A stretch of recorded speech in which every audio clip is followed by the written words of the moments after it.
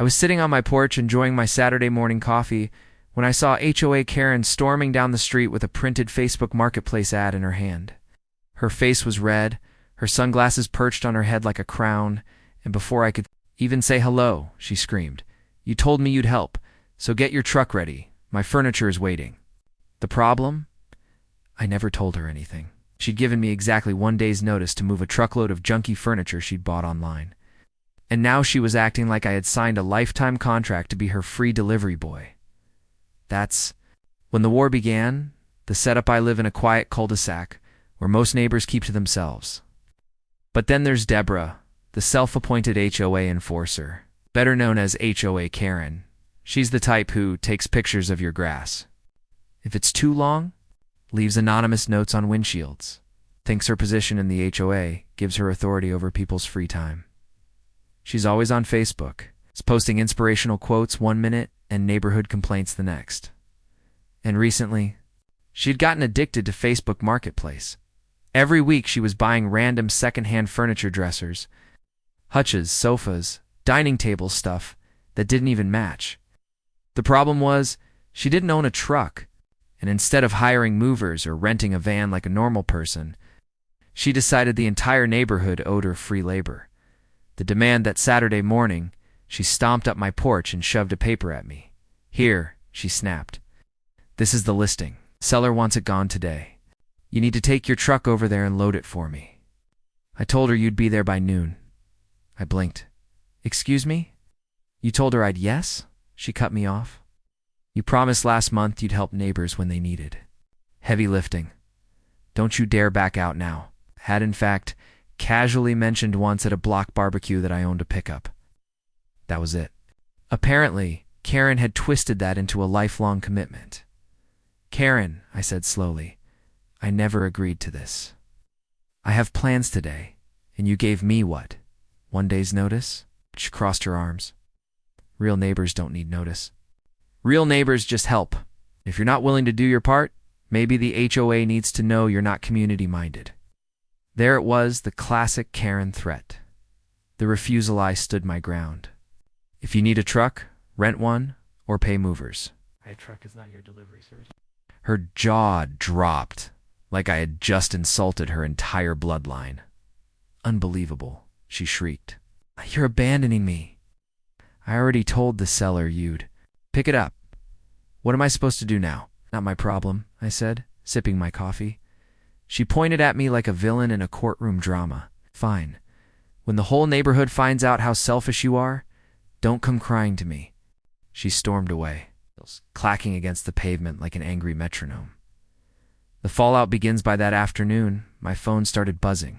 A neighbor texted, "Karen says you refused to help her after you promised. What's going on?" Another messaged, "Why are you fighting with her over furniture?" She said you bailed last second.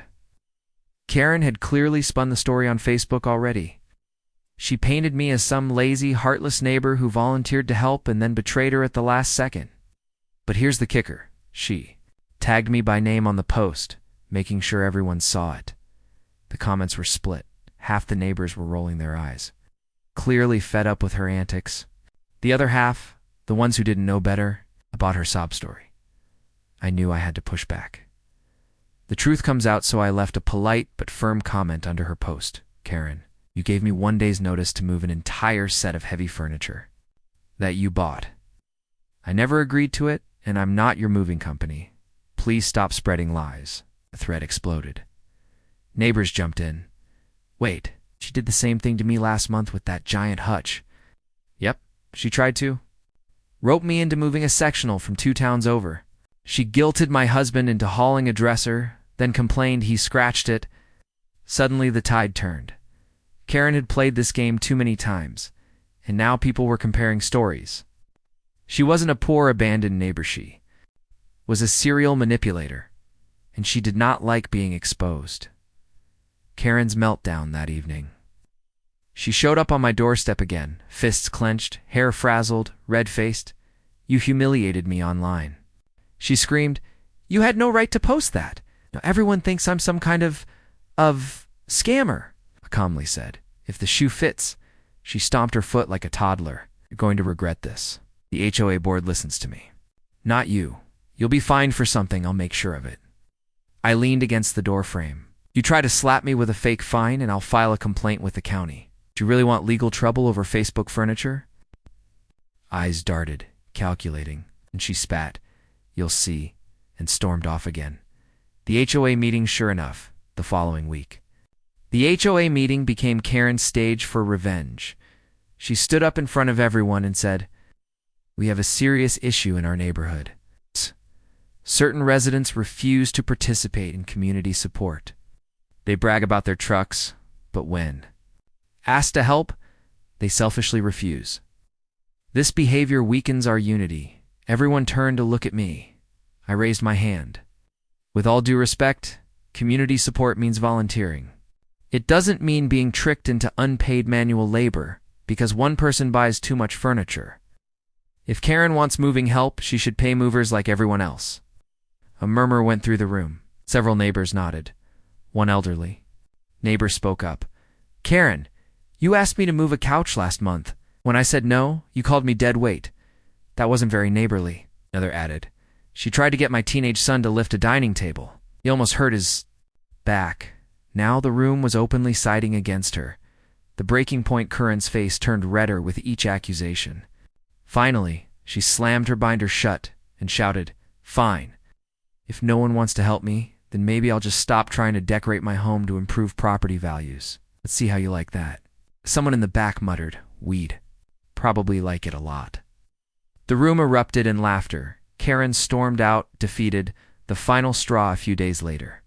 The furniture seller she'd promised my services to actually showed up at the neighborhood looking for her. Apparently, Karen had never picked up the furniture or paid. The seller demanded answers. And when she found out Karen had lied about having a neighbor with a truck lined up, she left a furious review about Karen on Facebook Marketplace.